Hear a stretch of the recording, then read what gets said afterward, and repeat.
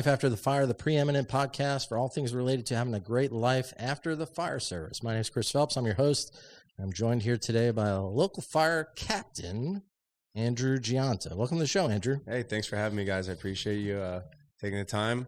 It'll be fun. Yeah, so Andrew and I just met actually today formally, but I guess I've followed you on social a little bit because I saw that you were a real estate agent and you had helped an old buddy of mine, his son, buy a house. And I was like, holy crap, what a small friggin' world, right? Absolutely. And then I found out that the department you're working for is actually where I'm living. So it's like, hey, man, let's get this guy on the show. It looks like he's doing some cool stuff. And now we're neighbors. And we're neighbors now. Yeah. I didn't even know. That's crazy. I'll have to get you on the boat. I got my boat right there. I'll take any invite on the boat. I'm always out on that thing. So very cool. Yeah. So I guess tell us a little bit about yourself as far as your fire service career. How many years you in? We already talked a little bit about your rank, but been in the fire service for 10 years now. Fire captain. I just got promoted about a year ago. Stationed in Riviera Beach. We are a city fire department, not with the county. I've been the union rep now going on my 5th year. So I'm actually up for re-election. Awesome. Are you guys your own local or 2928? We are with 2928. Okay. All right. Yeah. And then on the side, what do you got cooking on the side? So on the side, other than being the union rep, I sell real estate. I got into that because my mom is an agent. So it was kind of just started off to help her out because she was so big and busy, especially when everything was booming. Mm-hmm. But, turned it into my own little thing, and we could dive into that to help myself out. So now I own 9 properties as well that I manage all myself. 8 of them are rentals. I live in my other one. Oh, wow. And then that's all on the side. I used to bartend a little bit and stuff, but it got a little too hectic. All right. So you got into real estate. Did you get your license just to be able to buy and sell properties? You like your own properties or yes, or to help your other guys out? So got my license to help out my mother. And when you have your own license, most brokers will let you get 1, maybe even 2 free deals a year where you don't have to pay them commission.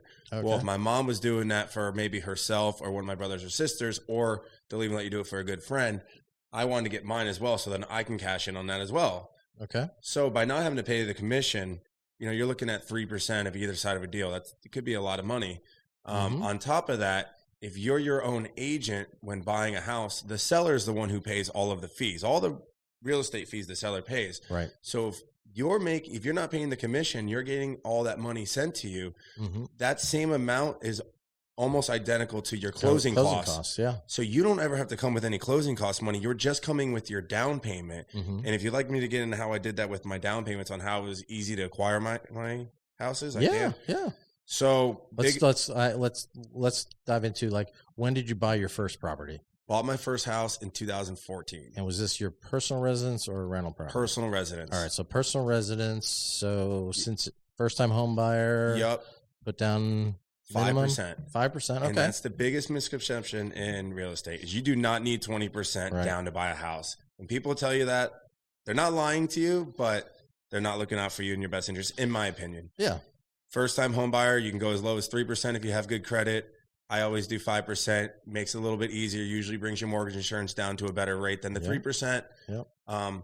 But yeah, I bought it at a great time. Obviously, my first house was only $108,000. In what year? 2014. Okay. All right. So after the crash, so stuff was starting to come back up, but it was still depressed value-wise. My house was very distressed. Owner pretty much ran off on it. They just wanted to get rid of it. So I essentially came with just over $5,000 to the table. Oh, wow. I bought my first house. Okay, cool. What'd you do with it? Pretty much tore it from the floors to the ceiling, gutted the whole thing. I have a lot of help from both my parents are into that as well. I could do a lot myself. Best advice you could ever do is do the work yourself. YouTube it. If you got the tools, YouTube it. Okay. So by remodeling it, I want to say I probably spent maybe only $12,000 at the time to redo the entire thing. Wow. By doing that, the value of that house was worth like $190,000 the second year. 1 year after owning it. Oh. I was then able to refinance at the time at even a lower interest rate. Okay. take out $27,000 against that. So now I owed essentially 128 at the time. All right. And then used that money to buy my second property. And I was able to pay off my car with that money at the time too. Oh, okay. So I gained a $280,000 property just by using the money that was the equity in my first home, and was able to pay off my car. So I was actually spending significantly less money per month to own the 2 houses versus the 1. Okay. Gotcha. So the second property you bought, did you buy that one then to move into that one to be your primary residence? Yes. Okay. That was always my trick for my properties up front. Because with an investment property, you need the 20% down. There are some 15% programs, as you know. Yep. But yeah, just so I can again come with the 5%, I actually paid 10% on that one because I split it with a girlfriend at the time. Okay. But still within the 27 grand that I had, we put 14 in each. Okay. But first time home buyer, get you that homestead exemption, and you don't got to come with that extra money. Okay. That money in my pocket's worth more than giving it to somebody. All right. So this was a year after your first property. About a year and a half. Year and a half after your first property. So now you got your second property. Yep. The first one, what did you do with that? When you held on to that one and rented I still have it. Yeah. Still have it. The Okay. townhouse in Green Acres, I still own Okay. it. Had a renter in there since I moved out. Yeah. And is that rent covering the mortgage? That rent is covering the mortgage. Plus a little extra, or A little bit extra. The Yeah. only problem with that one is she has been there since I've left. She has been the best renter ever, which is some advice I can give to anybody. If you have good renters, keep them in there. It's not worth $100 or $150 more a month to have a bad renter in there. I promise you. yeah.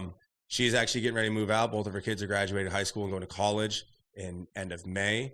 Okay. So I'm either going to decide to raise the rent significantly per month where it should be with market value to get a new person in place, or I might sell it because I have after fees and taxes and everything, probably $200K that I could put in my pocket that I can roll into something else. Yeah. And if I did a 1031 exchange with that money, I wouldn't have to pay the taxes. So 1031 exchange is a section of the IRS code that allows you to forego or defer the capital gains on an investment property if you sell a property and buy a like property. Yeah. So I think it's within 90 days, correct? Something like that. Like you have to identify the property within a certain period of time, and then you have so much time to close on it. I don't know the specifics of it because I just handled the financing side of it. This is great. But yeah, I could essentially move from, say, a $350,000 home into $1 million home I could buy that would be with a 20% down because it'd be an investment. So I would have the asset might produce the same with the interest rates right now. It might produce as much money per month, but the asset is worth a lot more long term. Yeah. So that would be the reason to go to it. But if I decide just to keep renting out, I think I'm still in a good spot. Okay, so you've hit on a couple things there. One, obviously, you did a lot of the work yourself through watching some YouTube and getting the right tools. Yeah. So that's good. And then you did basically what we talked on another podcast, basically the Burr method. Yeah. You've heard of that? Oh, yeah. Before, right? Of course. So what is it? Buy, rehab, or renovate? Yep. Rent, refinance, yep. and repeat. Repeat. Right? Cool. Have you done that with pretty much every one of your properties? Or No, and I wish I would have during COVID when the interest rates were so low. Yeah. I mean, I was hammering into, I used to make videos as well. I was hammering into every one of my friends, refinance your house, take out money against it, do something. You'll never see free. It was free money. They were 0% loans for the government.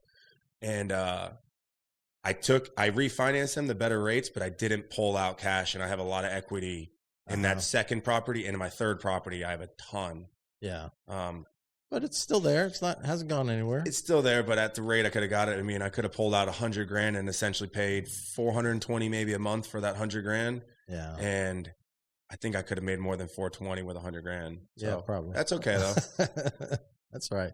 They might come down again. You know, a couple more banks topple.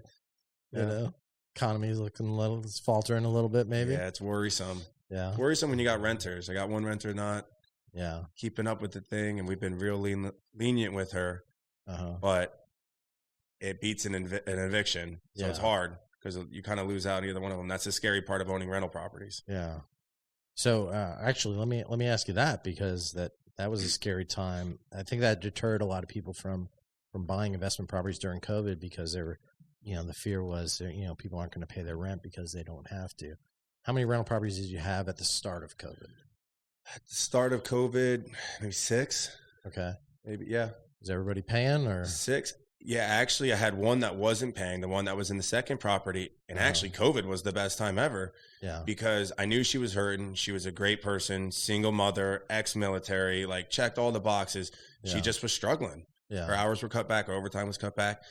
State of Florida had an incredible program. I think it was called Florida Cares. I'm not 100%. Okay. But I sent in a thing for her. She basically signed it, and they paid her entire mortgage until her lease was up. It was like 8 months, and they paid it in full, and every month I got a check. Oh, that's good. Okay, so you really, even though you could have been impacted, you were able to help her get the financing, or not financing, but get the program. Yeah, and she loved it because that saved her. I mean, it was about $2,400 a month for 8 months, so it literally saved her all of that money. Yeah. So when she went to go rent another place, she was able to get another place that she was comfortable with, and she had money in her pocket. She had some car problems at the same time, so that extra money really helped her out and helped me out. It took the stress out of both situations. Yeah. So COVID was great, actually. So since then, you've obviously picked up a couple more properties now. Yeah. Third property, out in Loxahatchee, for those that don't know, big yards, big lots. I have 2 Belgian Malinois dogs, craziest dogs you could buy. So I want them to run.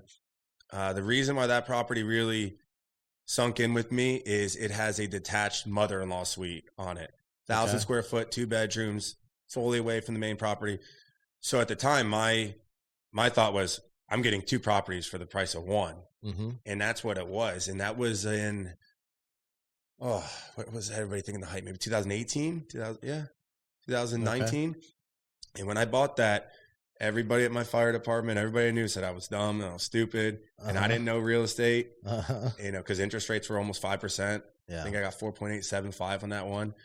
And I just went with my gut. And I said, I thought it was the right one. And that's actually easily my best producing property. It was my baby for a couple of years. I lived in it. It was the perfect transition I needed in my life for me and my dogs. Mm-hmm. And yeah, that house is pretty much what has set me up for where I am now. So you said 9 properties now, right?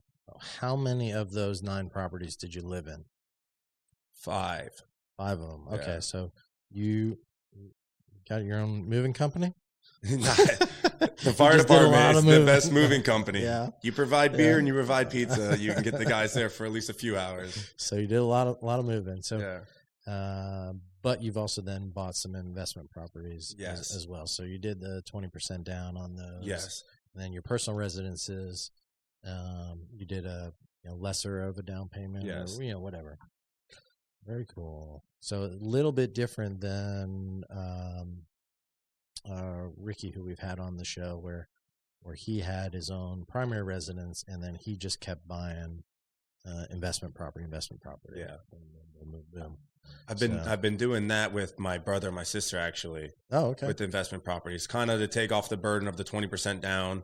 We got 3 people to manage it. My sister's really good at handling like the books and the accounts and all that stuff. Me and my brother are both really good at renovations. Right. So having 3 people on those has really eased the pain on one person having to redo a house.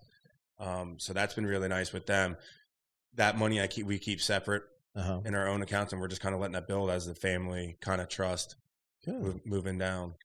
Good stuff. So, and then as far as being a realtor, have you helped a couple of guys from obviously I know you helped at least one guy from the FD. Are you doing any more of that, or? So I've helped out a pretty good amount of guys. Okay. I personally don't like selling houses as much. Yeah. Me and my mom are still a team. She still produces at a large number. I refer to us as a restaurant where I'm the front of house and she's the back of house. Okay. I find people properties, I get them in property, show them. As soon as they say, I like this property at this amount, I literally put them in a text message with my mother, and I don't see them until closing. Oh, I don't wow. hear from them. Okay. I don't like doing paperwork. I don't like doing contracts. I don't like title companies. So I know my niche, and I stay in it. Yeah. And then, stay in your lane. you know, I still get a good check, and it helps her out. So it's kind of great for everybody. Good. You know? Yeah. So, since a lot of our 10 listeners are probably here in Florida, and probably somehow tied to the fire service, Florida has something recent that's a program specifically for Hometown Heroes is what it's called. Yep.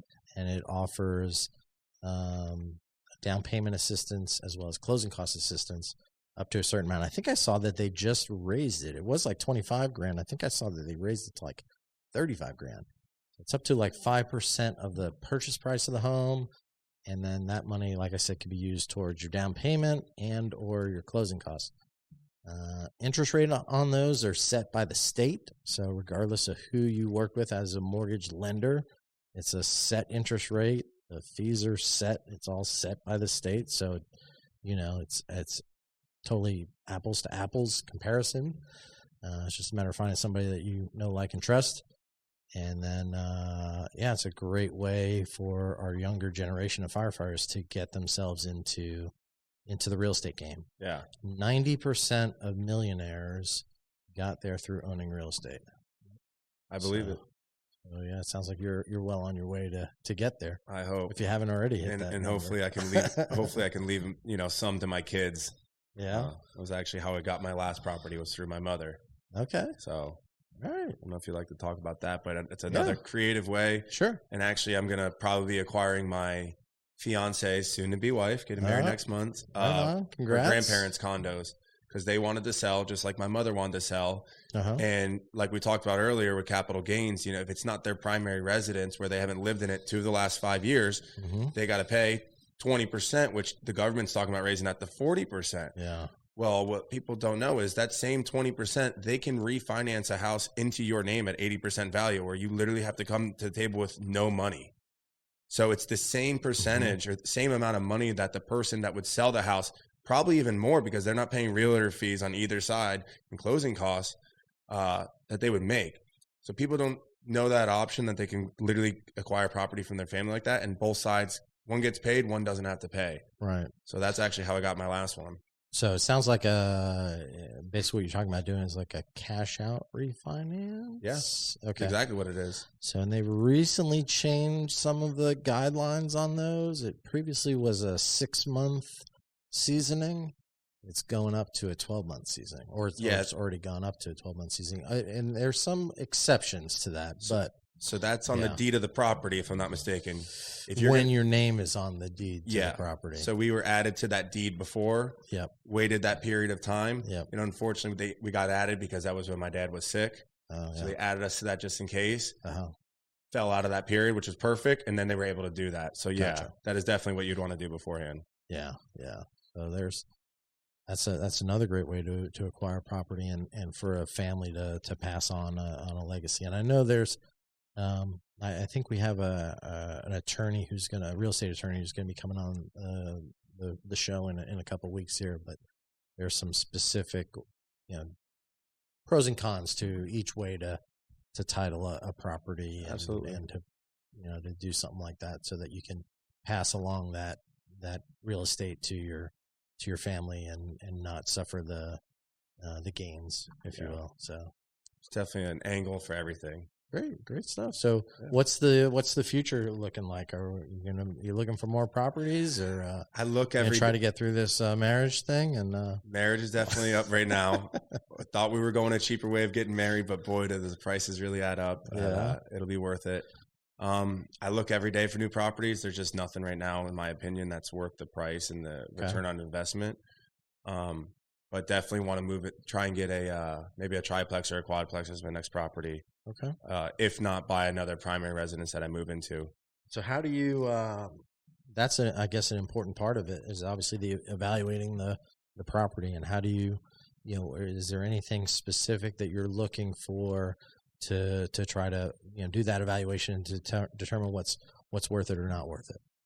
I don't have a special method like the ROI versions that people have at the price. I rates and blah blah blah. Yeah, I'm not that deep into it. I'm essentially looking at the price, what I can get it for. I would have to put the 20% down, doing my loan off that, figuring out what my monthly is going to be, and then add in taxes and insurance, and then basically look up comp rentals. And if it's within a certain amount, depending on what the price is, then I would pull a trigger.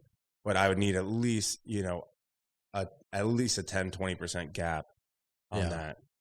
And you're handier than probably most, it sounds like. So you're able to go into a place and look at it and say, okay, this is going to need to be done, and this is what it's going to cost me, because you've learned. Oh yeah, from doing it. And I love distressed properties. I think they're honey holes because usually people who have them want to get rid of them, and they don't think they're worth as much as they are. So you can get them lower than they're comp out for. Mm-hmm. Prices have gone up on everything at Home Depot. It's not cheap. So those margins have shrunk completely. But I'm fully in the long-term game. I'm not a flipper. I want to sit on these properties. I want to have them for a long time, and I want to sell them or refinance to hopefully my kids down the road. So I don't really worry about those quick margins. Like we said with the BRRRR method, though, if you can get a distressed one and do that and get your money back, then absolutely, especially with interest rates if they drop. Yeah. And then as far as the FD goes, plan on doing a full 20. What do you guys? What's your pension at? 20 and out. 20, and then we could drop 3% multiplier. Yeah. Or? Okay. So 20 and 5 wouldn't put me at the age I need. I would need technically about 22, 23. So you're youngster. And then 5, I got it. I got it when I was 22. But if we can extend the 8-year drop, I would like to do 22 and then 8, and then it'll line me up perfectly. 8-year drop. That's a big drop. It would be nice. Wow. Yeah, okay. Some local FDs have done it recently. So yeah. Actually, I just went fishing with a guy who's on your pension board. He's the city appointee. Oh yeah. Yeah, we just took my boat over to the Bahamas, and who's that? Kurt. Okay. Kirk Hendrick. I can't remember his last name, but yeah, old guy. He's a financial planner, and he's a trip. We had a good time. We'd love to open the pension back up, but unfortunately, I heard it's. He mentioned that now. So new hires coming on board, they go FRS, right? So. So are you in the closed plan or are you in the FRS? I'm in the city plan. You're in the city plan. I'm the youngest person in the city plan, which is a last very guy, good and position. They close the door. Yeah. Wow. And we have a 175 that gets divvied up to everybody evenly, even after retirement. Yeah. So I just need to live long. That is my plan after fires, is to live long, and I'll be very sad. Good stuff. And you're in a great area. I mean, we're neighbors. So yeah. I love the area. My new rule has pretty much been, if I can't take my golf cart there, it's too far. So just be careful with that golf cart on the bridge. Yeah, I gotta be careful. You already know. Yeah. Now, if one of our 10 listeners was looking to do the same type of thing, and they wanted somebody to take them under their wing, is that something that you would help somebody do? Be their realtor and help them? I love helping out. I love helping out young guys. Like I said, I've done it for a lot of guys in my department. I have given back usually a third of my commission on almost every deal I've done to my friends, just because it helps them out with closing costs. Yeah. I encourage people to get their real estate license, even if they want to use me as a realtor. I encourage it for reasons we talked about before then. But yes, my best advice is, don't think you're going to live in a mansion on your first house. You shouldn't want to live in a mansion on your first house. Yeah. Get a townhouse, preferably 3 bedrooms, because that third bedroom adds significant rental value versus a 2-bedroom. Even better if you could buy a duplex or a triplex as your first one, because you could still use it as your primary residence and get the 5% down, and they can use the projected rental as the other amount. So that is the gold standard. If you can get a duplex or triplex to start, it'll cost you almost nothing out of your pocket, and you can have your friends living there. They'll literally be paying your mortgage, just like roommates will. So start small and then build up. Every house I've bought has slightly increased in value. So if anybody local wants to be like Andrew, I don't encourage it. How would they get hold of you? You can reach me on Instagram. Okay. My Instagram is Giontagram, Gionta. Pretty much only the social I use that, and Twitter. My phone number is 644-3402. I'm more than welcome to help anybody out with questions or anything that they have. My phone's always on me. I answer everything. Great stuff. And as far as the show goes, if you like what you're hearing, like, follow, and share. If you know somebody's having an amazing life after the fire or setting themselves up for one, we'd love to chat with them and showcase them on our show. Best way to reach us is info@latfpodcast.com. That's info@latfpodcast.com. Catch you on the next one. Thanks.